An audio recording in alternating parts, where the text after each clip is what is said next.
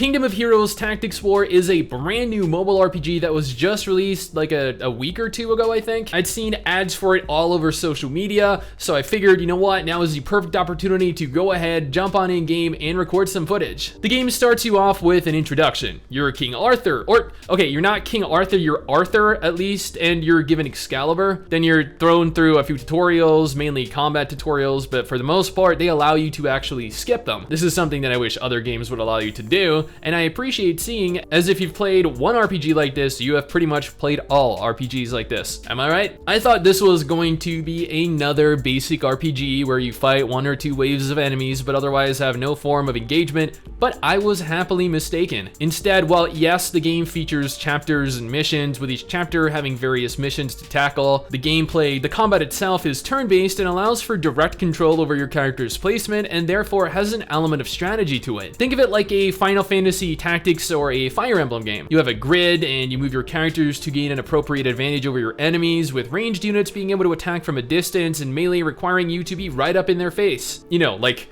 uncomfortably close. While you can definitely auto-combat this, the encounters get progressively more difficult, and therefore it will likely end up requiring you pay a little attention to what you're doing. Now, I'm not going to confirm that I died while playing the game, but I mean, I may have died while playing the game. May have being the key word here, not definitely did. Missions and chapters have quite a bit of story associated with them, with the story actually being pretty solid. I did notice that the translations were quite poor though, which is surprising to me in this day and age. This is the first time I've seen translations this bad in a game released after 2019. But then when I saw that the game was from NeoWiz, you know, the people behind Blast Online, the MMORPG, it all made sense. Characters and character models in game were alright, nothing great, but man, were the character portraits of the heroes incredible. These were more detailed than 90% of the games that I've played on this channel. Special effects and abilities in combat were also very high quality. Overall, the game looks fantastic, aesthetically anyway, and I could not be happier wasting some time playing through a game that looks this good. I just wish that the translations were a little bit better, because reading through some of it was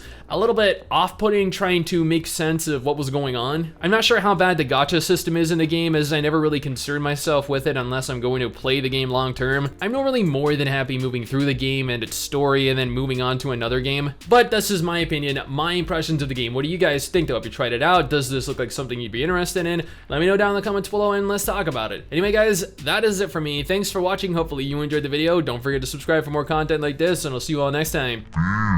Peace.